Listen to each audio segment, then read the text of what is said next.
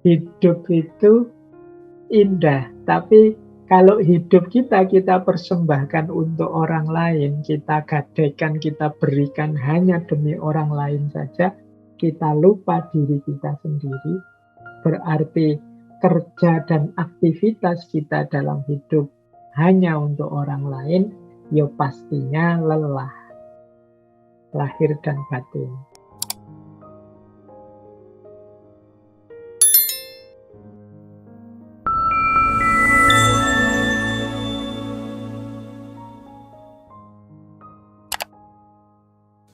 Assalamualaikum warahmatullahi wabarakatuh. Bismillahirrahmanirrahim. Baik, ini akar yang pertama dari pleasure tadi. Akar yang kedua, orang itu cenderung berkarakter pleasure karena punya mental rendah diri tadi, inferior. Tidak percaya diri. Ada beberapa teori, saya bawakan contohnya itu tadi. Teman-teman kalau ingin menguji, saya ini termasuk orang yang merasa percaya diri atau tidak, coba tes, itu sebelah kanan ada tulisan tes itu. Orang yang tidak pede, yang merasa inferior, itu biasanya sensitif kalau dikritik. Ini menunjukkan dia tidak pede ya. Boleh dicontoh lah teman-teman, misalnya yang punya kelemahan tertentu misalnya, sehingga inferior. Itu kan sensitif sekali kalau dikritik. Jadi, punya ketidakbisaan apa, punya kekurangan apa, dan kita fokus sekali pada kekurangan kita itu sehingga kita merasa rendah diri. Nah, itu biasanya kalau dikritik sensitif, mudah tersinggung. Kemudian hypercritical attitude. Jadi orang inferior itu ada kalanya ketika ngeritik sangat berlebihan. Mengapa begitu? Karena dia ingin menutupi kelemahannya dengan cara membongkar-bongkar kelemahannya orang lain secara agresif. Nah, jadi kadang-kadang ada orang ini pintar sekali mengkritik orang, mencari-cari kesalahan orang. Ini dilakukan dalam rangka agar kelemahan dan kesalahannya sendiri tidak kelihatan. Jadi jangan salah, ada orang agresif sekali mengkritik kiri, mengkritik kanan, kadang-kadang itu malah bukan tanda dia percaya diri, tapi sebenarnya dia inferior. Khawatir kelemahannya terbongkar, khawatir kekurangannya diketahui. Nah, itu hyperkritik. Kemudian inappropriate response to flattery. Nah, kalau dipuji, senengnya luar biasa. Jadi pujian itu bagi dia tanda-tanda bahwa kelemahanku tidak diketahui. Orang ngertinya yang baik-baik saja. Itu kesenangannya double daripada orang yang biasa-biasa saja, yang superior. Ya itu samalah kayak kalau ada mahasiswa nilainya jelek terus, begitu dapat nilai bagus sekali, itu kan dia senangnya luar biasa. Tapi mahasiswa yang nilainya bagus terus, kemudian dapat nilai bagus lagi, itu kan biasa. Nah, kok ada orang dipuji, sebenarnya pujiannya biasa, tapi gembiranya double-double. Jangan-jangan ada unsur inferior sebenarnya dalam dirinya sebelumnya. Nah, kemudian tendensi toward blaming, suka mencela-cela ke sana kemari.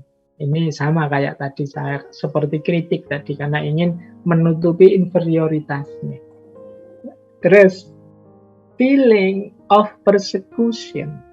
Jadi merasa orang lain itu membuli dirinya terus. Padahal orang tidak ngapa-ngapain, cuma lihat dirinya itu dia sudah salah tingkah, tidak karuan.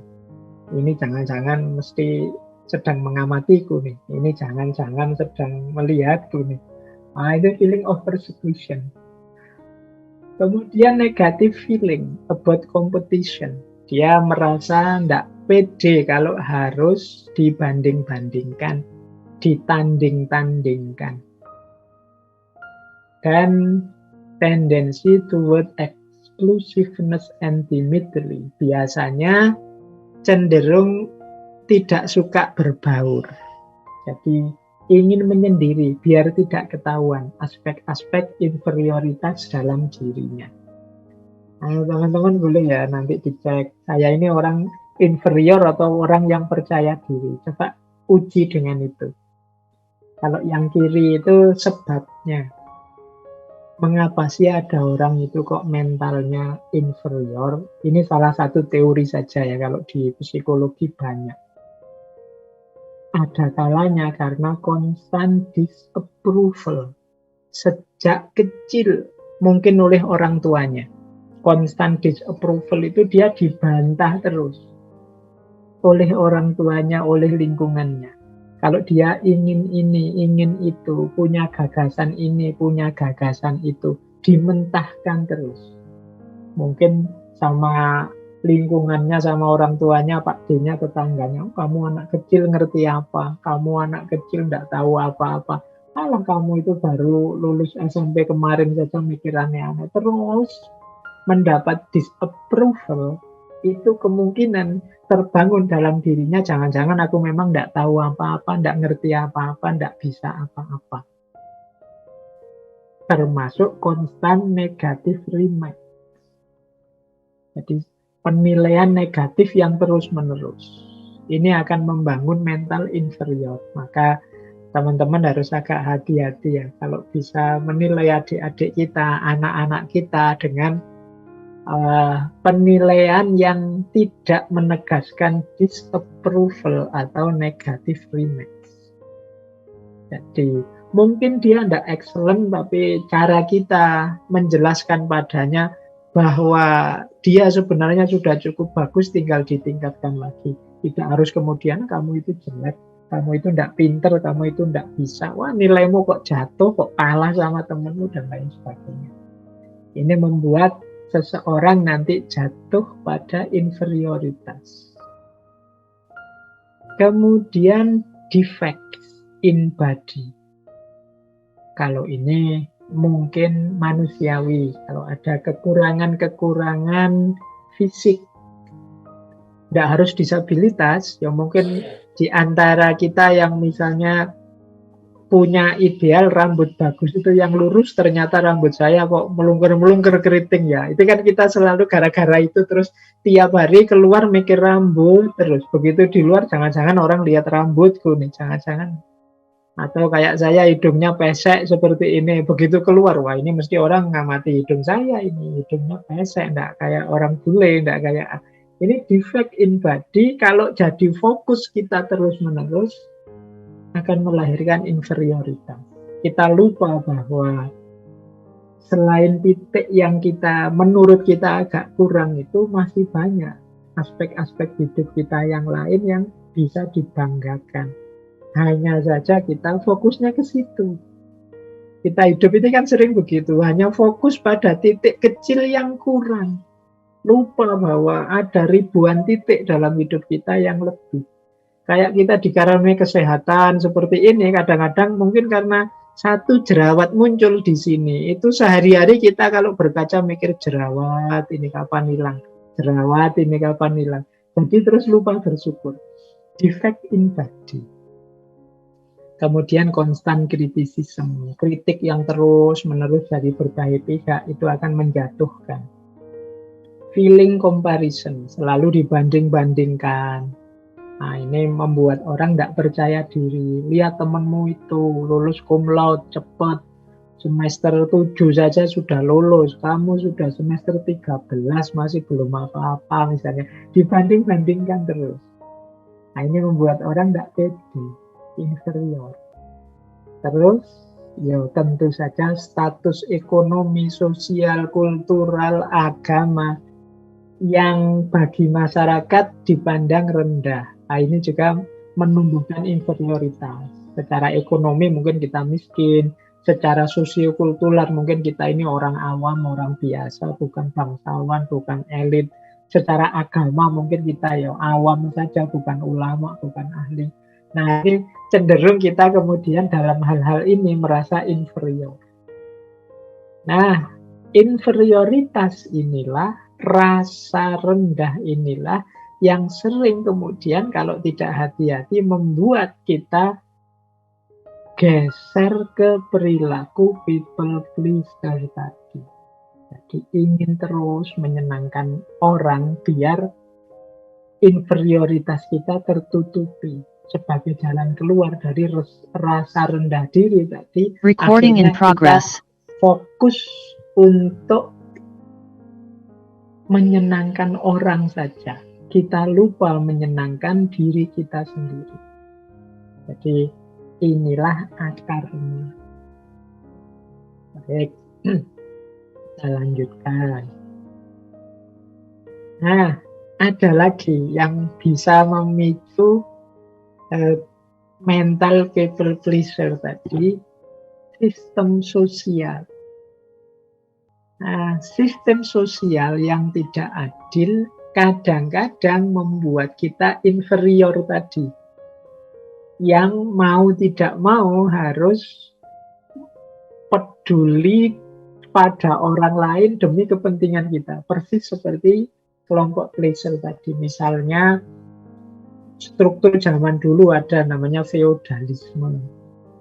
Itu struktur yang ada kelompok awam, kelompok bangsawan, sumber daya politik, sosial, budaya ya di kelompok elit ini. Sehingga orang biasa mau tidak mau harus mengabdi pada kelompok yang elit ini. Mau tidak mau dia harus menggembirakan terus orang-orang elit ini kalau tidak ingin hidupnya susah.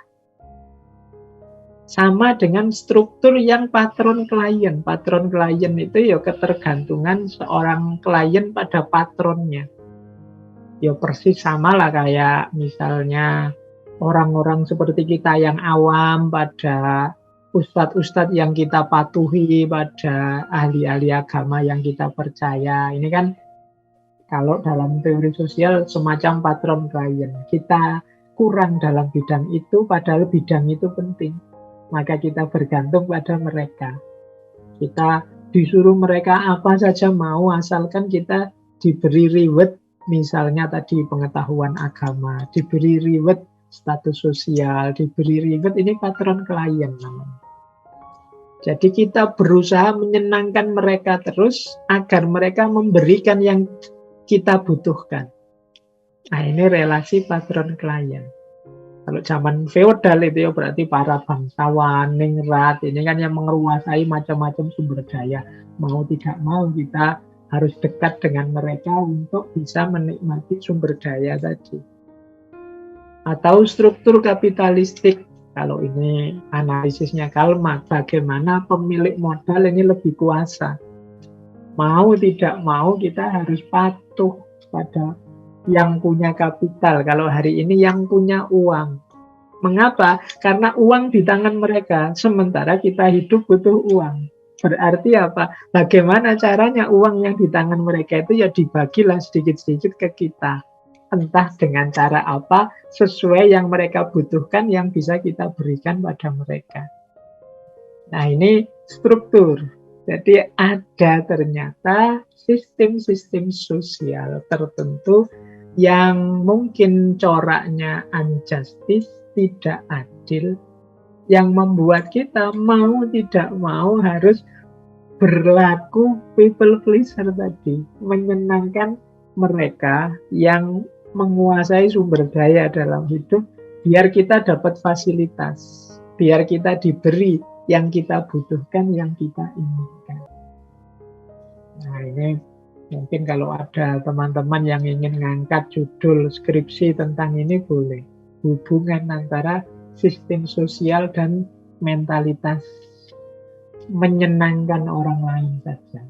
Nah, kadang-kadang memang situasinya seperti ini. Kita tidak ingin sih people pleaser tadi, tapi dalam hidup kita sering terjebak sistem semacam ini. Mau tidak mau, ini kebutuhan primer kita, akhirnya kita berusaha memberikan yang kita punya dan mengorbankan yang kita miliki demi kebutuhan-kebutuhan sosial, budaya, dan lain sebagainya, termasuk agama. Ini akar yang ketiga. Akar yang keempat adalah ketergantungan. Kalau ketergantungan ini ya kesadaran bahwa kita ini saling membutuhkan. Tapi kemudian kita menganggap yang diberikan oleh orang lain itu lebih penting daripada yang bisa aku berikan padanya.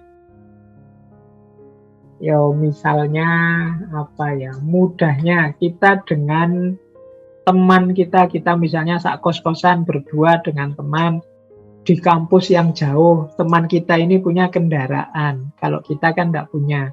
Akhirnya tiap kali berangkat ke kampus kita bareng dia. Nah, ya hidup itu memang sosial, tapi kita menganggap dia ini memberikan lebih banyak padaku.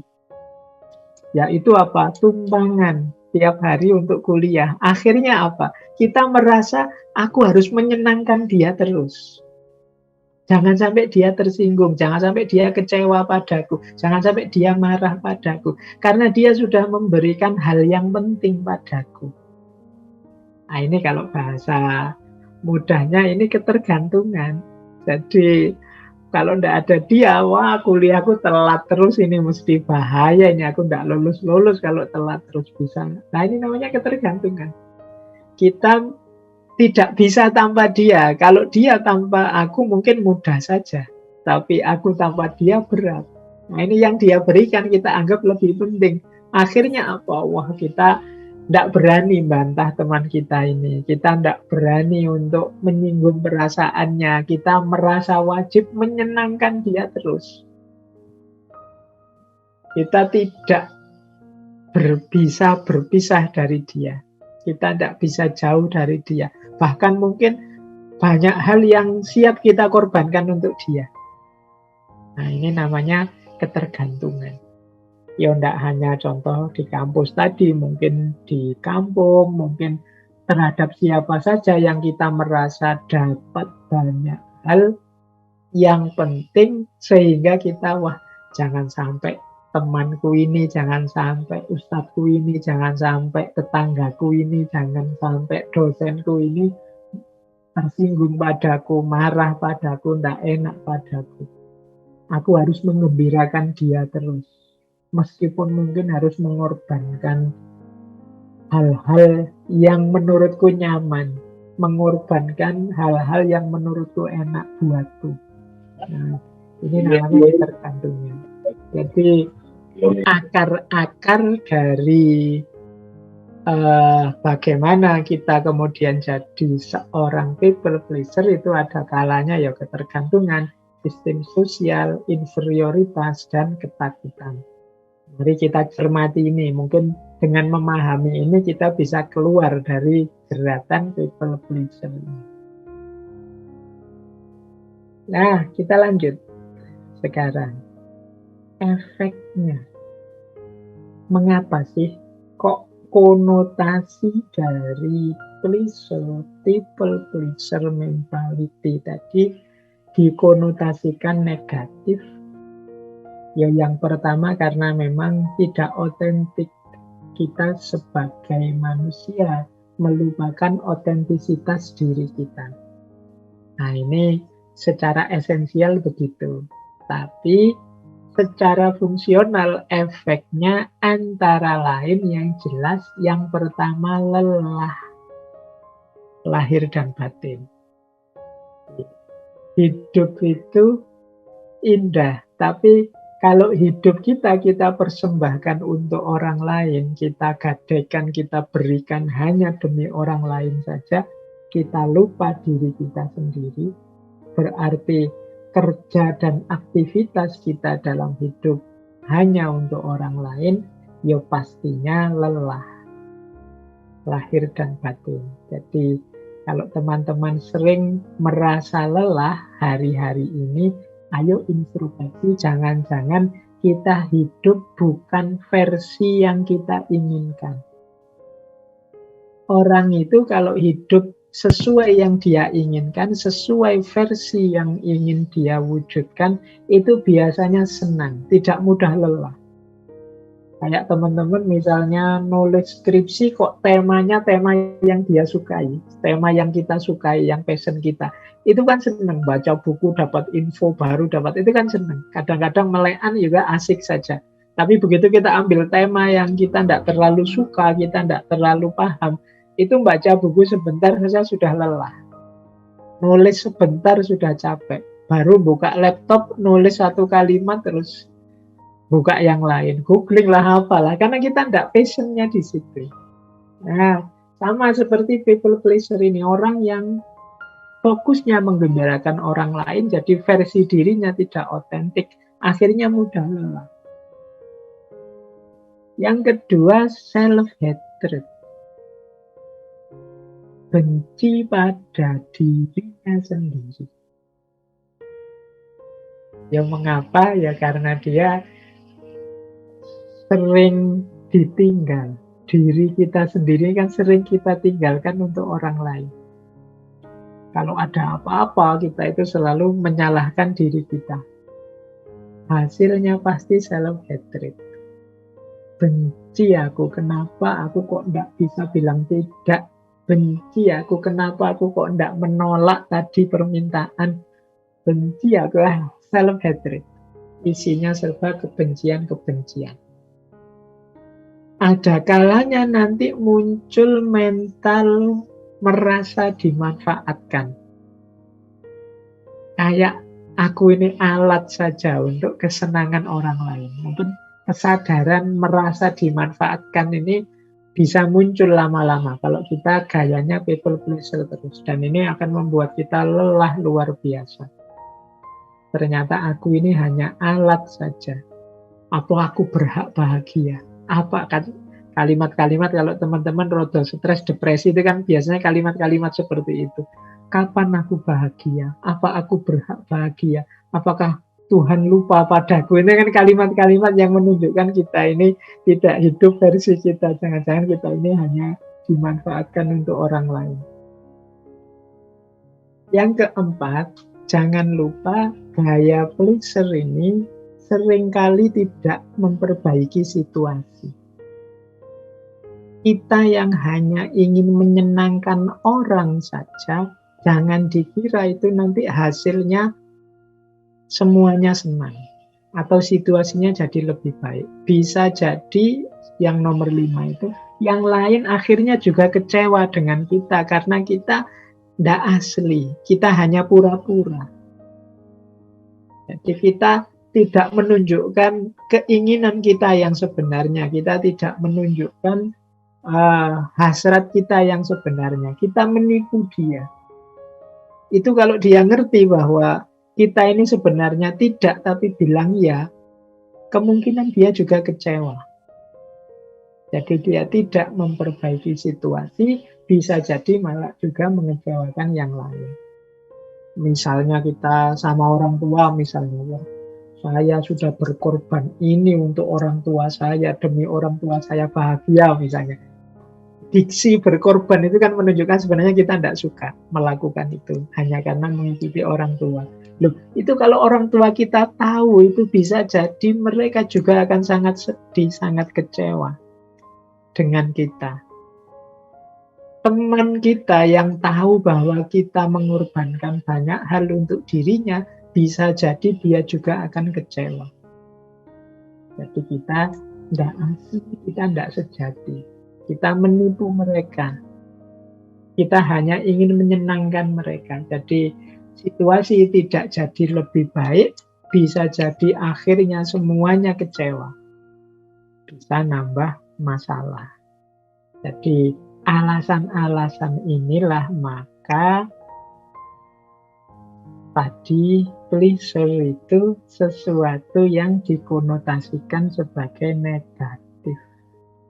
Ya, menghindari ketidaknyamanan sesaat, tapi bisa jadi nanti kita ketemu ketidaknyamanan yang jauh lebih panjang dari kekecewaan-kekecewaan yang kita hasilkan sendiri.